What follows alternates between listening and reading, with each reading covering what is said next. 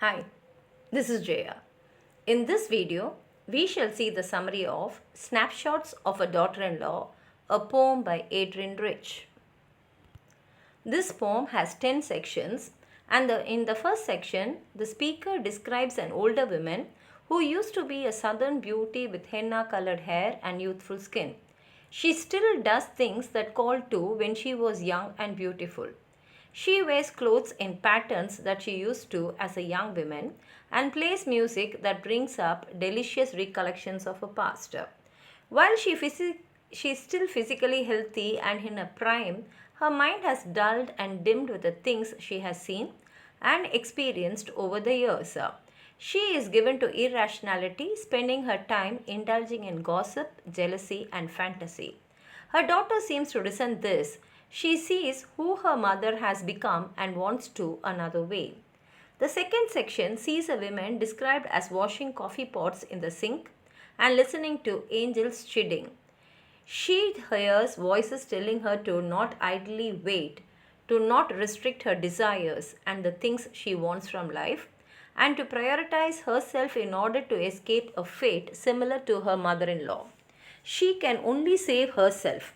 In listening, the woman occasionally lets hot water scald her hand, lights a match to her thumbnail, and even holds her hand above the kettle spout as it steams. She believes the voices are of angels, as none of this seems to cause her pain.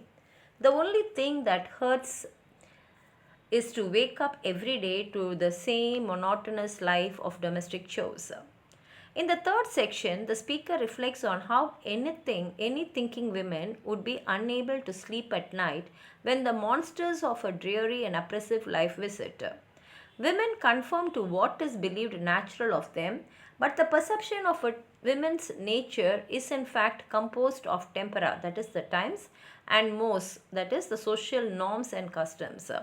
Underneath things like flowers and menstrual pills, the kind of bravery and ferocity of which women are capable, as exemplified by Queen Boadicea, goes unnoticed. The speaker describes a snapshot of two women caught in a loud argument. She can hear over the cut glass and Mojulika. They attack each other's character using the same insults that they each have as women been hurt by before. The fourth section opens with the speaker's description of how all women see aspects of themselves reflected in each other.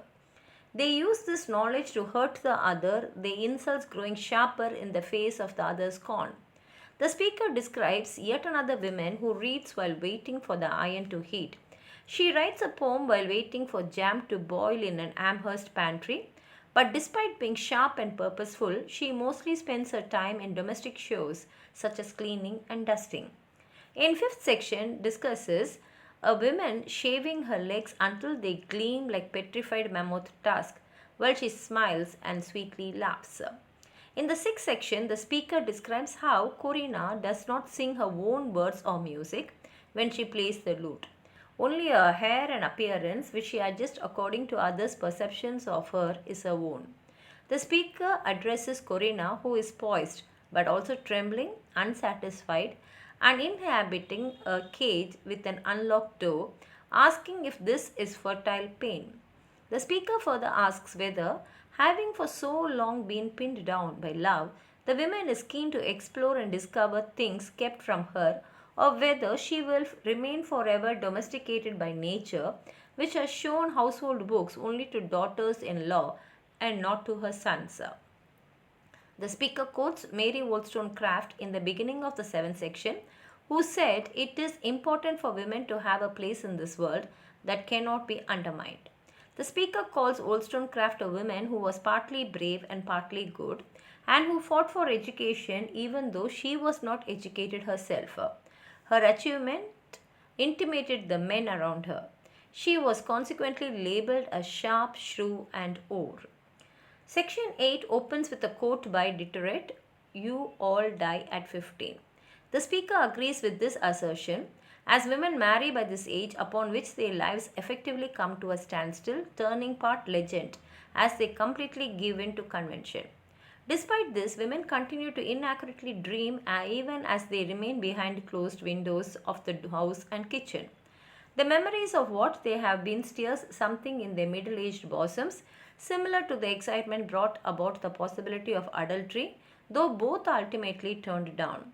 In section 9, the speaker describes how women are applauded for even mediocre attempts at doing something, as they are not expected to do things well.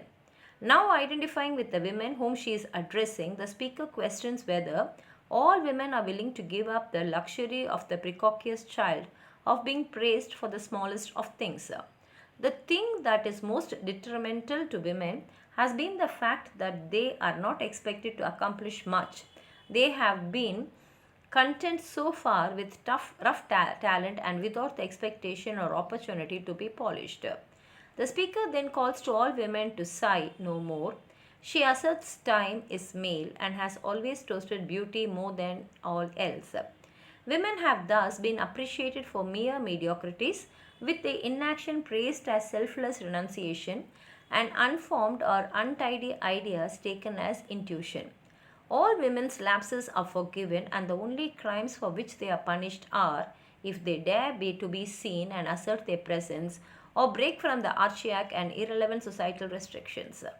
For these, they receive the harshest punishments, akin to those suffered by prisoners or even soldiers at war. There are few women willing to martyr themselves and accordingly suffer. In the 10th and concluding section, the speaker expresses hope for a brighter future for women, predicting the impending arrival of women who will be harder on herself than history has been to her. The speaker foresees, said, women plunging headfirst into worthwhile and intellectual work, equal to any man or machine in beauty and efficiency. She will be ruthless in how she forges ahead, and her achievements will no longer be a promise to be fulfilled in the future. They will exist as tangible, something belonging to all women. Now let's read the poem. You, once a belly in Shreveport with henna-colored hair, skin like a peach bud, still have you dresses copied from that time, and play a Chopin prelude called by Cartot. Delicious recollections float like perfume through the memory. Your mind now mouldering like wedding cake, heavy with useless experience, rich with suspicion, rumor, fantasy, crumbling to pieces under the knife edge for mere fact. In the prime of your life, nervy, glory, your daughter wipes her teaspoons, grows another way. Banging the coffee pot into the sink, she hears the angels chiding and looks out past the raked gardens to the slopy sky. Only a week since they said, have no patience. The next time it was, be insatiable. Then, save yourselves. Others you cannot save. Sometimes she lets the tap stream scald her arm, a match burned to her thumbnail, or held her hand above the kettle's snout, right in the woolly steam. They are probably angels, since nothing hurts her anymore except each morning's grit blowing into her eyes. A thinking woman sleeps with monsters. The beak that grips her she becomes, and nature that sprungly did, still commodious steamer trunk of tempura and moss, gets stuffed with it all. The mildewed orange flowers, the female pills, the terrible breast of Boadicea beneath flat foxes' heads and orchards. Two handsome women gripped in argument, each proud, acute, subtle. I hear scream across the cut grass and majolica, like furries cornered from their prey. The argument ad feminam, all the old knives that have rusted in my back I drive in yours, ma semblable, ma sore. Knowing themselves too well in one another, they gives no pure fruition, but a thorn, the prick filled sharp against a hint of scorn. Reading while waiting for the iron to heat, writing my life had stood a loaded gun in that Amherst pantry while the jellies boil and scum, or more often iron-eyed and beaked and purposed as a bird, dusting everything on the what-not every day of life. Dull's riddance, dull slogans, she shaves her legs until they gleam like petrified mammoth tusk. When to her lute Corina sings, neither words nor music are her own. Only the long hair dipping over her cheek, only the song of silk against her knees, and these adjusted in reflections of an eye, poised, trembling, and unsatisfied before an unlocked door.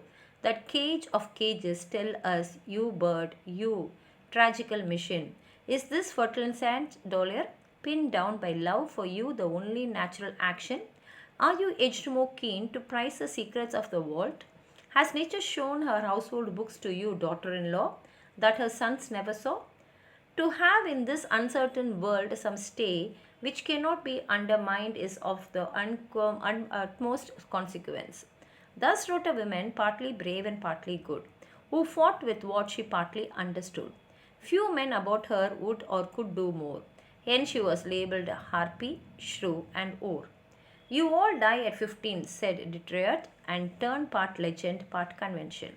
Still, eyes inaccurately dreamed behind closed windows, blackening the steam. Deliciously, all that we might have been, all that we were fire, tears, wit, taste, martyred ambition, steers like the memory of refused adultery, the drained and flagging bosom of our middle years. Not that it is done well, but that is done at all. Yes, think of the odds, or shrug them off forever. This luxury of the precocious child, time's precious, chronic invalid. Would we darlings resign it if we could? Our blight has been our senior. Mere talent was enough for us, glittering fragments and rough drafts. Sigh no more, ladies, time is male, and in his cups drinks to the fair. Bemused by gallantry, we hear our mediocrities overpraised. Indolence read as abnegation, slattern though styled intuition. Every lapse forgiven, our crime only to cast too bold a shadow, or smash the mold straight out. For that, solitary confinement, tear gas, attrition shilling. Few applicants for that honor. Well, she is long about her coming, who must be more merciless to herself than history. Her mind full to the wind. I see her plunge breasted and glancing through the currents, taking the light upon her, at least as beautiful as any boy or relic after, poised, still coming. Her fine blades making the air winds, but her cargo no promise. Delivered, palpable, ours. And here ends the poem. If you have anything more to add on to what I've said, please write it in the comment box. Like the video, share it with your friends, and if you have not subscribed my channel, please subscribe and support. Thank you.